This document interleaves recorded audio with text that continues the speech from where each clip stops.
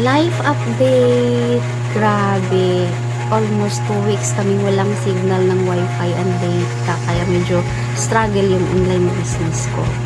And, bukod sa nag-struggle ako dahil wala akong wifi, muntikan ko na rin hindi mapansin na napatapos na naman pala ang taon. Ang bilis ng 2024, diba?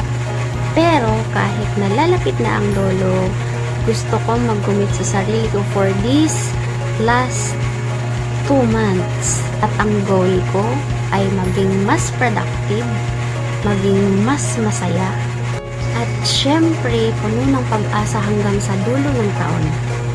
Alam kong kaya natin to.